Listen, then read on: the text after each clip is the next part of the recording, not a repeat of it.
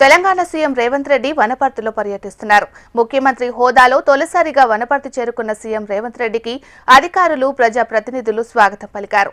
శ్రీ వెంకటేశ్వర స్వామి ఆలయంలో పూజలు చేసిన స్వామివారికి పట్టు వస్త్రాలు సమర్పించారు. ఆలయ అభివృద్ధి పనులకు సీఎం రేవంత్ రెడ్డి శంకుస్థాపన చేశారు. సీఎం రేవంత్ రెడ్డితో పాటు డిప్యూటీ సీఎం బట్టి విక్రమార్క, మంత్రులు సీతక్క, దామోదర రాజనరసింహ, జూపల్లి కృష్ణారావు ఉన్నారు. ఇప్పుడు రేవంత్ రెడ్డి వనపర్తి పర్యటనను లైవ్ లో చూద్దాం.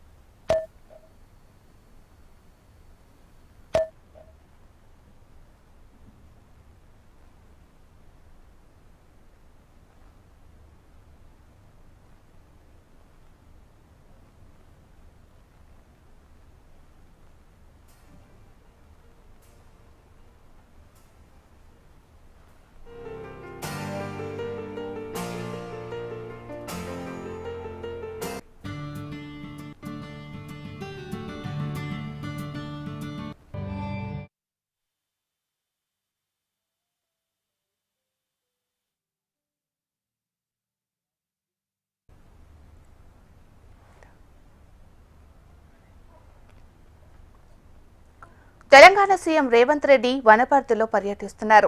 ముఖ్యమంత్రి హోదాలో తొలిసారిగా వనపర్తి చేరుకున్న సీఎం రేవంత్ రెడ్డికి అధికారులు, ప్రజా ప్రతినిధులు స్వాగతం పలికారు. శ్రీ వెంకటేశ్వర స్వామి ఆలయంలో పూజలు చేసి స్వామివారికి పట్టు వస్త్రాలు సమర్పించారు. ఆలయ అభివృద్ధి పనులకు సీఎం రేవంత్ రెడ్డి శంకుస్థాపన చేశారు. సీఎం రేవంత్ రెడ్డితో పాటు డిప్యూటీ సీఎం బట్టి విక్రమార్క, మంత్రులు సీతక్క, దామోదర రాజనరసింహ, జూపల్లి కృష్ణారావు ఉన్నారు.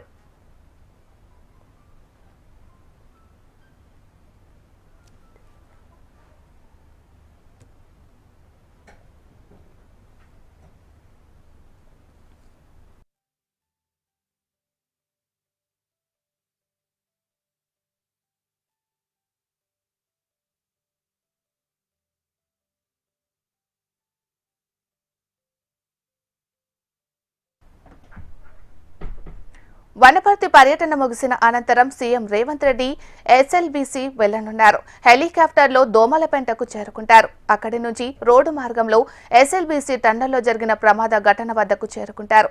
సీఎం రేవంత్ రెడ్డి వెంట డిప్యూటీ సీఎం బట్టి విక్రమార్క, జిల్లాకు చెందిన మంత్రి జూపల్లి కృష్ణారావు ఎస్ఎల్బీసీ వెళ్లనున్నారు.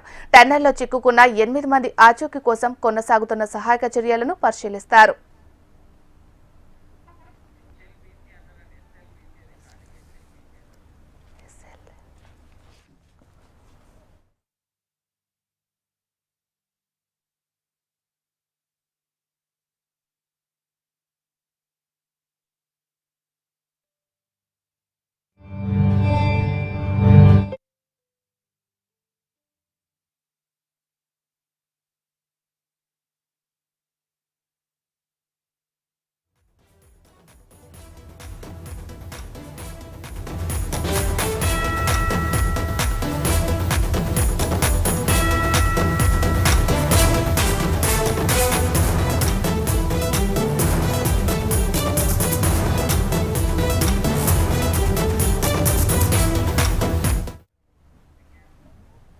ఎస్ఎల్బీసీ టన్నెల్లో 9వ రోజు రెస్క్యూ ఆపరేషన్ కొనసాగుతుంది.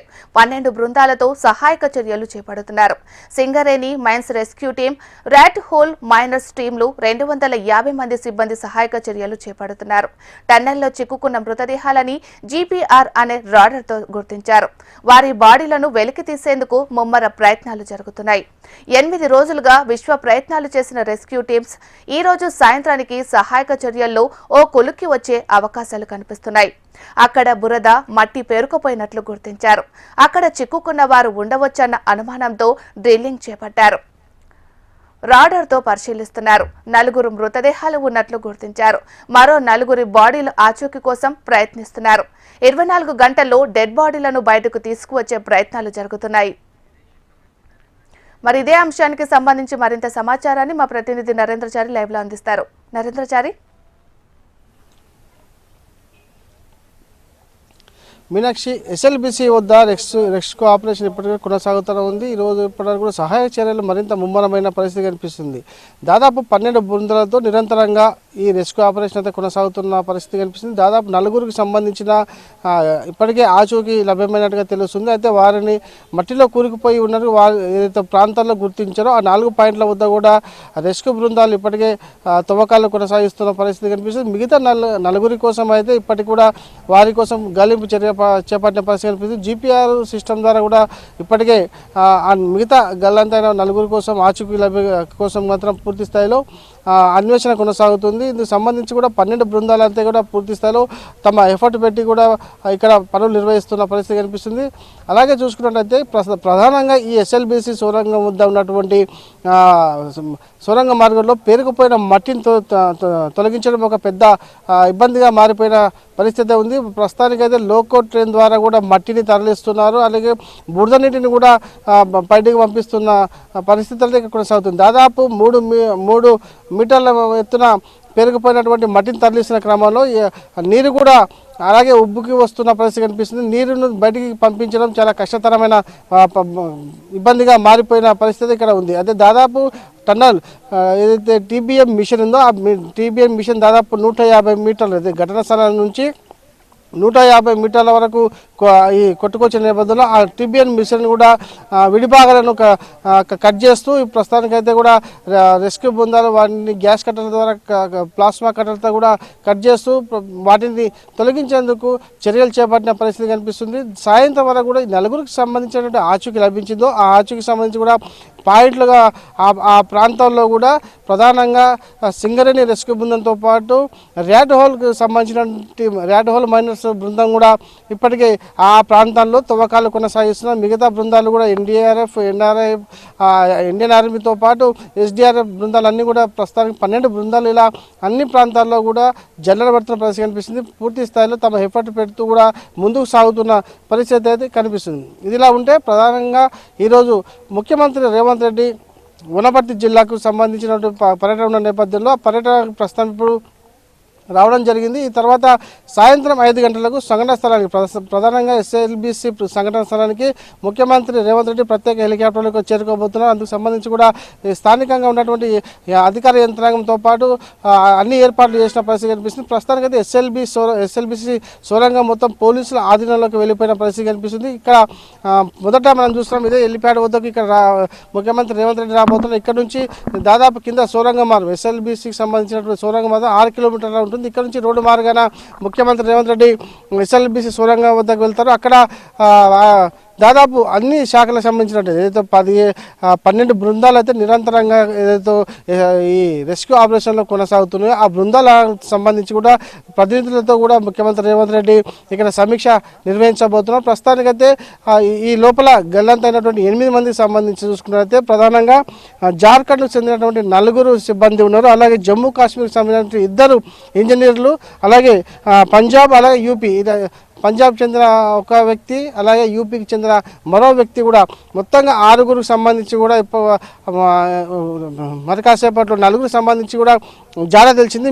మిగతా 4గురికి సంబంధించి కూడా పూర్తి స్థాయిలో ఆచూకీ తెలవాల్సి ఉంది. ఇది ఇలాగుంటే ముఖ్యమంత్రి రేవంత్ రెడ్డితో పాటు బట్టి విక్రమార్క కూడా ఇక్కడ రాబోతున్నారు. ప్రస్తుతానికి అందుకు సంబంధించిన సమీక్ష సమావేశం నిర్వహించేందుకు కూడా జిల్లా ఉన్నతాధికారులందరూ కూడా ఏర్పాట్లు చేసిన పరిస్థితి కనిపిస్తుంది. ప్రస్తుతానికి మరి కాసేపట్లో మాత్రం మొదట సంబంధిత శాఖ మంత్రి అయినటువంటి ఉత్తమ్ కుమార్ రెడ్డి కూడా మరి కాసేపట్లకి రాబోతున్నారు. ఉత్తమ్ కుమార్ వచ్చి మొదట ఇక్కడ సంబంధించినటువంటి అధికారులు కూడా సమన్వయపరిచి పూర్తి స్థాయిలో సమీక్ష నిర్వహించేందుకు కూడా అన్ని ఏర్పాట్లు చేస్తున్న పరిస్థితి కనిపిస్తుంది. స్థానికంగా ఉన్నటువంటి ప్రజాప్రతినిధులు కూడా సీఎం రాక కోసం కూడా అన్ని ఏర్పాట్లు చేసిన పరిస్థితి కనిపిస్తుంది. ప్రధానంగా టెండర్లకు సంబంధించి ఏ విధంగా ఇక్కడ ప్రమాదం చోటు చేసుకుందనే దానిపైన కూడా ఒక ప్రజెంటేషన్ ఇచ్చేందుకు కూడా అధికారులు సర్వం సిద్ధం చేసిన పరిస్థితి కనిపిస్తుంది. ముఖ్యంగా ఈ బృందాలు ఏవైతే ఉన్నాయో ఆ బృందాలకు సంబంధించి కూడా రెస్క్యూ ఆపరేషన్లో కొనసాగుతున్నటువంటి బృందాలకు సంబంధించి కూడా ప్రతినిధులందరూ కూడా ముఖ్యమంత్రి రేవంత్ రెడ్డితో కూడా సమీక్షలో పాల్గొనే అవకాశాలు కనిపిస్తుంది. వారికి సంబంధించి కూడా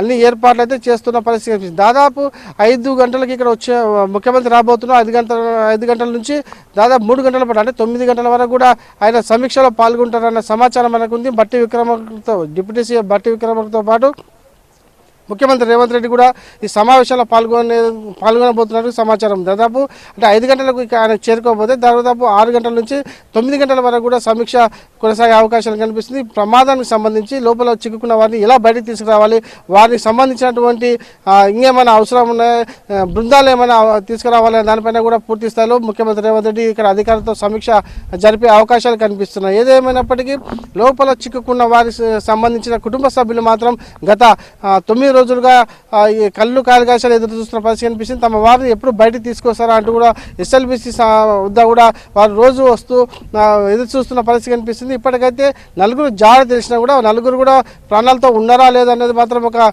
స్పష్టంగా కనిపించడం లేదు. సాయంత్రం వరకు కూడా ఒక పురోగతి సాధించే అవకాశాలు కనిపిస్తున్నాయి. ఈ 4గురికి సంబంధించి కూడా ఒక జాడ అంటే వారి 4గురికి సంబంధించి కూడా 5-6 గంటల ప్రాంతంలో కూడా ఒక సమాచారం బయటకు వచ్చే అవకాశాలు కనిపిస్తాయి. ముఖ్యమంత్రి రేవంత్ రెడ్డి వచ్చేలోపు కూడా దీనికి సంబంధించిన కూడా రెస్క్యూ ఆపరేషన్ పూర్తి చేయాలనే లక్ష్యంతో కూడా లోపల 12 బృందాలు అహర్నిశలు కూడా కృషి చేస్తున్న పరిస్థితి ఉంది.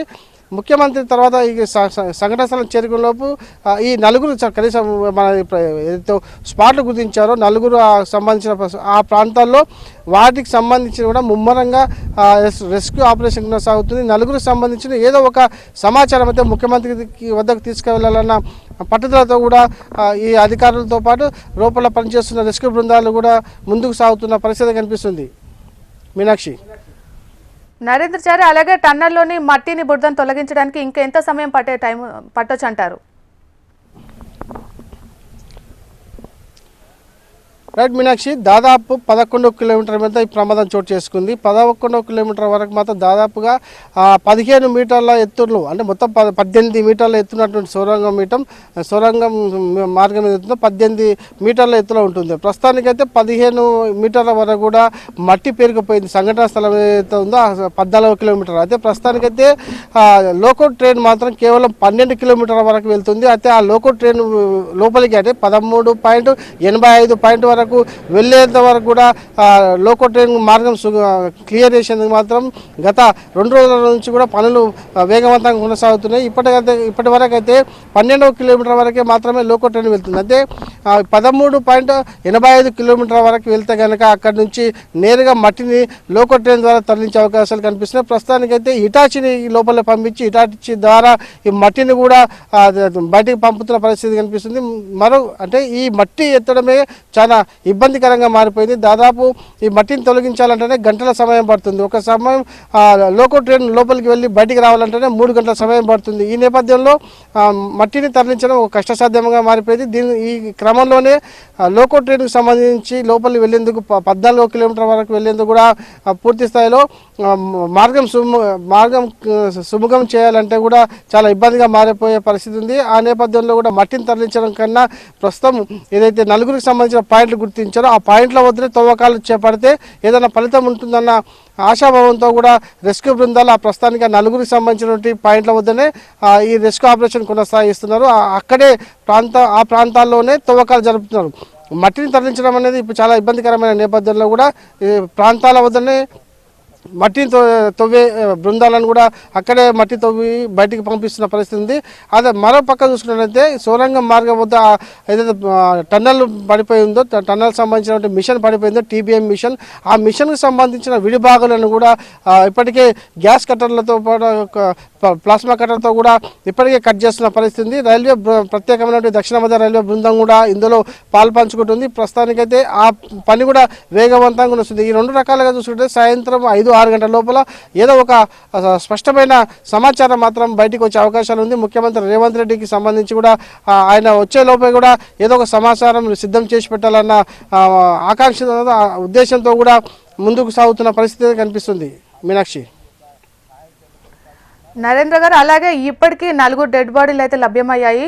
మరి మిగిలిన వారైనా బతికే ఛాన్స్ ఉందంటారండి? మీనాక్షి, ఇప్పటివరకు అయితే 4 సమాచారం, డెడ్ బాడీస్ కాదు, నలుగురు ఏదైతే ఉన్నారో కూరుకుపోయిన మట్టిలో ఉండొచ్చు అన్న దానిపైన ఏదైతే మార్కింగ్ చేసో GPR రాడర్ ద్వారా అది మార్కింగ్ వేయడం జరిగింది. అక్కడ ఉండొచ్చు అనే ఉద్దేశంతో అక్కడ తవ్వకాలు జరుపుతున్నారు. అయితే మిగతా వారికి సంబంధించి ఈ GPR రాడరు మిగతా 4 ఆచి కూడా ఇప్పటికైతే లభించలేదు. ఆ 4 మిషన్ ఏదైతే ఉందో టన్నల్ బోరింగ్ మిషన్ కింద ఉండొచ్చు అన్న అభిప్రాయం వ్యక్తం అవుతుంది. అందుకు సంబంధించి అదే ఉద్దేశంతో టన్నల్ బోరింగ్ మిషన్ మాత్రం ఇప్పుడు గ్యాస్ కట్టర్లు, ప్లాస్మా కట్టర్తో కూడా ఇప్పుడు కట్ చేస్తున్న పరిస్థితి. అదే దాదాపు 1500 టన్నుల బరువు ఉన్నటువంటి ఈ బోరింగ్ మిషన్ కట్ చేయడం గత రెస్క్యూ బృందాలకు తలనొప్పిగా మారిపోయింది, కష్టసాధ్యంగా మారిపోయిందని చెప్పక తప్పదు. అదే దాదాపు ఇదే కనుక పూర్తి స్థాయిలో ఈరోజు సాయంత్రం వరకు కనుక ఈ టన్నల్ బోరింగ్ మిషన్ కట్ చేస్తే విడిగా చేస్తే కనుక దాని కింద ఏమైనా దొరికే అవకాశాలు ఉన్నాయి, దాని కింద సమాచారం వచ్చే అవకాశాలు. ప్రస్తుతానికైతే GBR మిషన్ కూడా లోపలికి పంపించి ఆ విధంగా మిగతా 4 కోసం ఆచూకీ కోసం ఊరా పూర్తి స్థాయిలో సెర్చ్ చేస్తున్న పరిస్థితి కనిపిస్తుంది.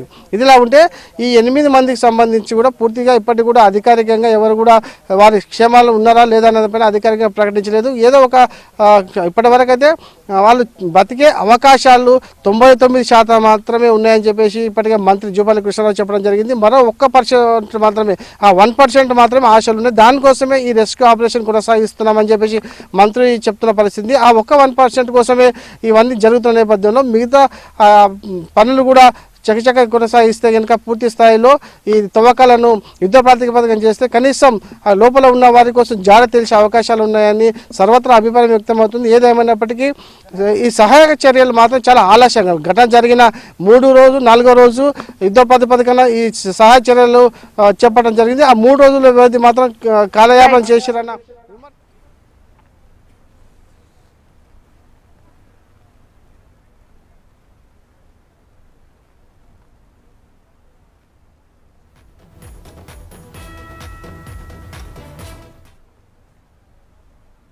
ప్రకాశం జిల్లా త్రిపురాంతకం మండలం కంకనాలపల్లిలో బోయాలపల్లి గాలయ్య అనే రైతు కళ్లంలో ఆరబోసిన 30 క్వింటళ్ల ఎండుమిర్చిని దొంగలు ఎత్తుకెళ్లారు. గాలయ్య ఆరోగ్యం బాగాలేక కాపలా కోసం మిర్చి కల్లానికి వెళ్లలేదు. తాను లేని సమయం చూసి మిర్చిని దొంగలించుకుపోయారని రైతులు వాపోతున్నారు. అప్పులు చేసి 6 గాలం ఇంటిల్లిపాది కష్టపడి సంపాదించిన పంటను దోచుకుపోయారని లబోదిబోమంటున్నాడు గాలయ్య.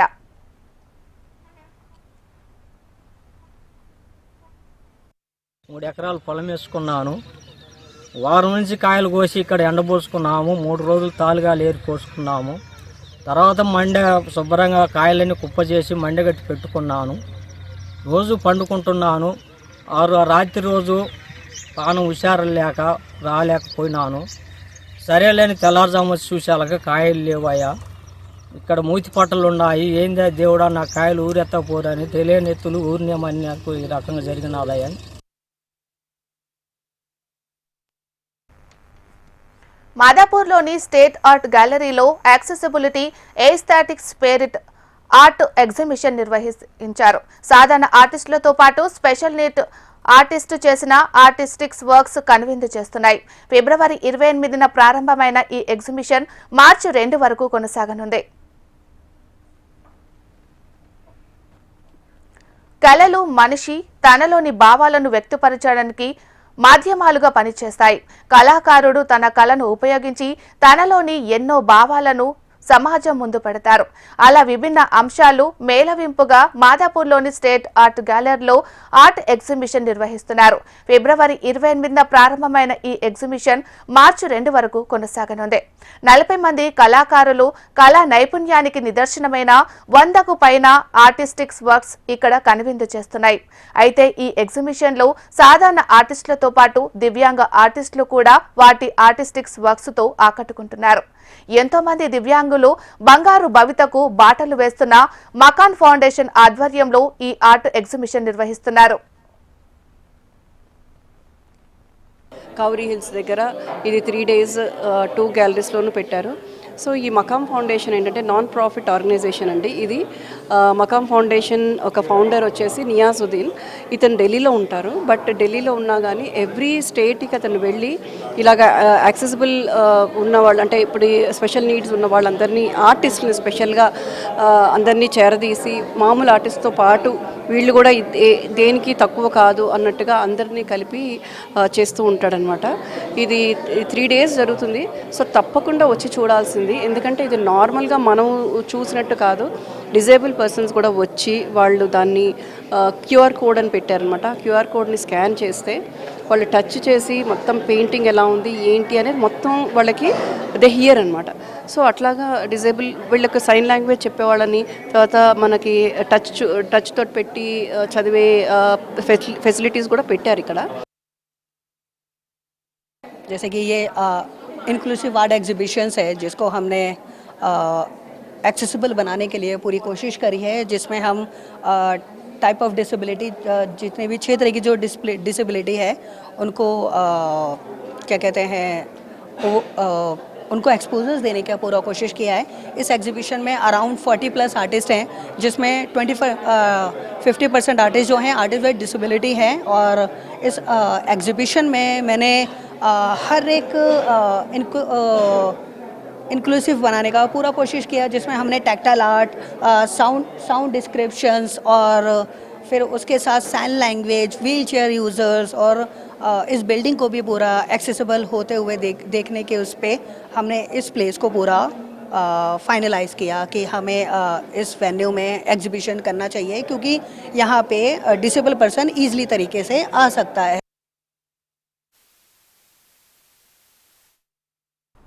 ఈ ఎగ్జిబిషన్ లో వివిధ రాష్ట్రాలకు చెందిన సాధారణ ఆర్టిస్టులతో పాటు దివ్యాంగ ఆర్టిస్టులు, ఎలిజిబిలిటీ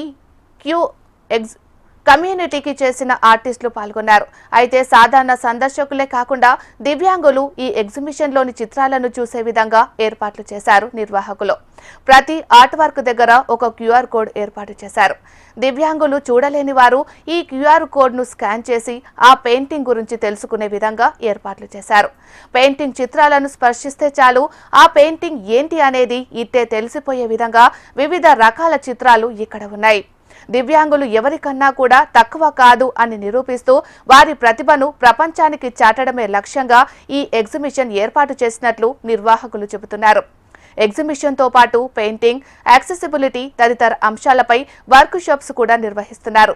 ఎంతో మంది దివ్యాంగ ఆర్టిస్టులు తాము వ్యక్తపరచలేని భావాలను ఇలా పెయింటింగ్స్, ఫోటోగ్రఫీ, 3D పెయింటింగ్ల రూపాల ద్వారా వాటి భావాలను రూపాన్ని ఇస్తూ తయారు చేసిన ఈ ఆర్టిస్ట్ వర్క్ అందరినీ అబ్బురపరుస్తున్నాయి.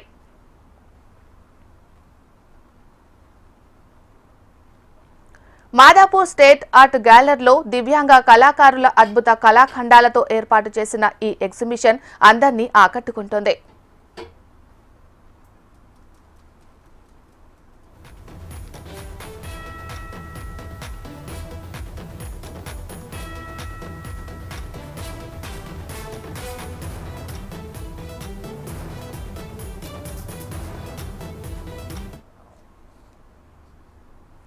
ఉమ్మడి పశ్చిమ గోదావరి జిల్లా వ్యాప్తంగా సాధారణం కంటే అధిక ఉష్ణోగ్రతలు నమోదవుతున్నాయి. ఏప్రిల్, మే నెలల్లో మరింత ఎండల ప్రభావం చూపే అవకాశం ఉందని ఏపీ విపత్తుల నిర్వహణ సంస్థ వెల్లడించింది. తీవ్రమైన వడగాలులు వీచే అవకాశం ఉంది.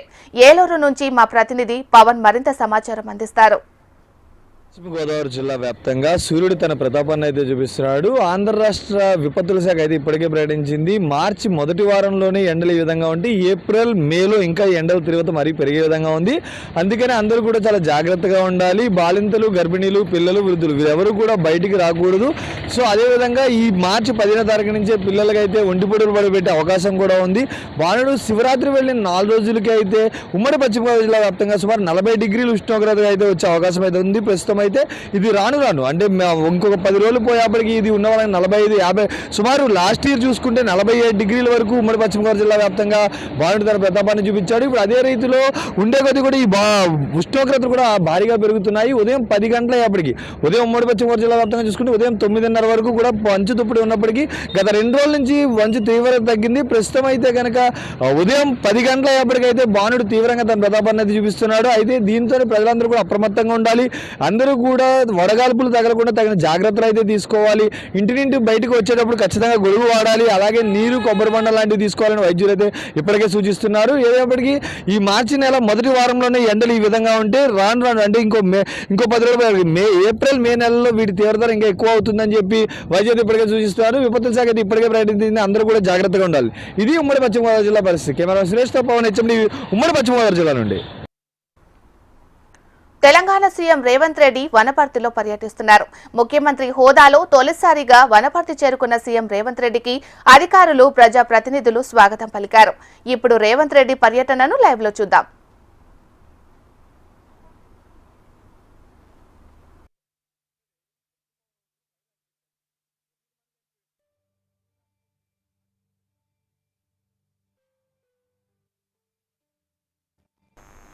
ఇవి ఈ బులెటిన్ అప్డేట్స్. మరిన్ని అప్డేట్స్ కోసం చూస్తూనే ఉండండి హెచ్ఎం టీవీ. వార్త ఆగదు, నిజం తాగదు.